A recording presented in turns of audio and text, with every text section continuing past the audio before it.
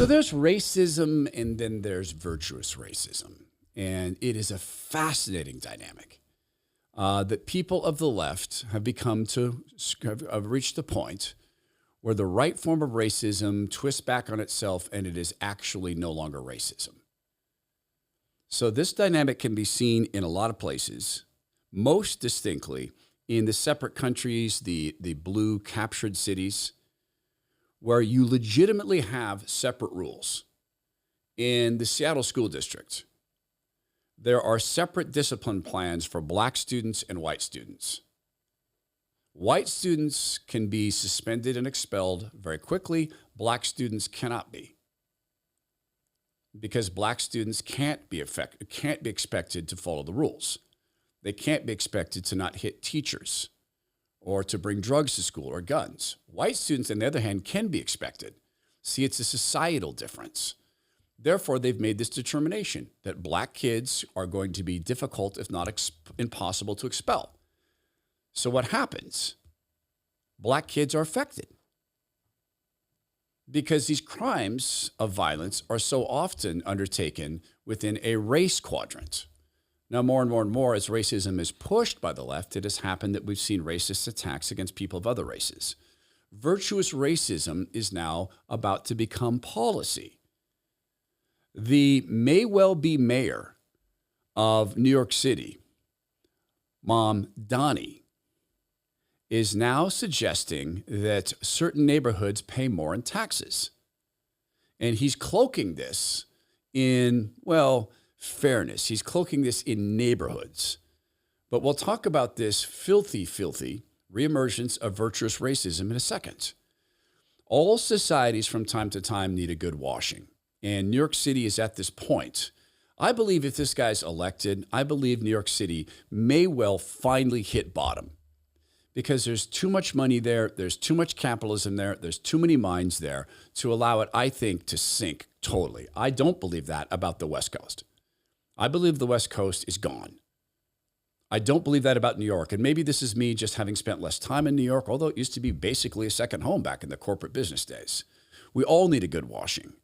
Make a decision right now to no longer wash your body with soaps made by companies who don't care about your values, companies who, in fact, may well fight against your values, companies who make their products with chemicals, with animal testing, with terrible practices of labor, up to and including child labor and slave labor in China.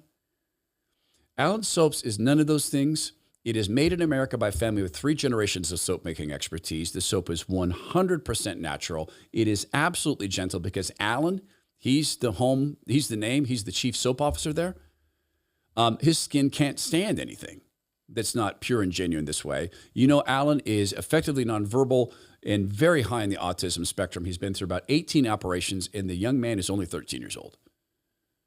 So go to allensoaps.com/Todd, not because Allen has autism, not because he's nonverbal, but because this soap company employs people like Allen. That's the mission. Join the mission. allensoaps.com/Todd, promo code Todd for 10% off everything they sell. This is how the New York Post has reported this act of virtuous racism. Mamdani says white neighborhoods should pay higher property taxes. And then the headline, the price is white. That's solid. That's solid headline making. And this is Mamdani.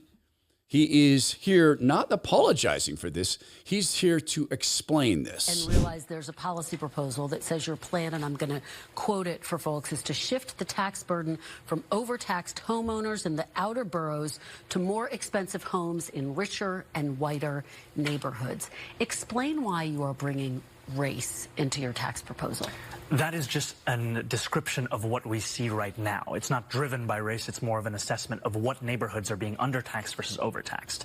We've seen time and again that this is a property tax system that is inequitable. It's one that actually Eric Adams ran on saying that he would change in the first 100 days. He's since sought to defend it and lost at every juncture in court. And I understand you're saying we're simply describing the types of neighborhoods that would see these increase in taxes, and yet by invoking race, do you run the risk of potentially alienating key constituents? I think I'm just naming things as they are. And ultimately, my the thing that motivates me in this is to create a system of fairness. It is not to work backwards from a racial assessment of neighborhoods or our city. Rather, it's to ensure that we actually have an equal playing field. And right now what we see with the property tax system is one that is overtaxing a number of New Yorkers and undertaxing others, and an inability of political will to resolve that.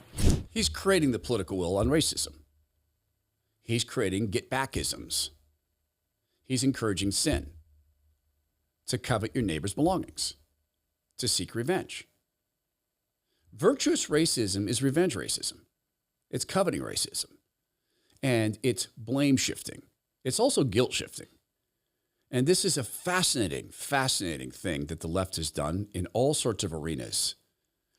People who do not find comfort in what they have achieved or what God's allowed them to achieve economically, they aren't feeling that it's been honest or maybe that they deserve it. They're very, very happy to have men like him cleanse them of their sin.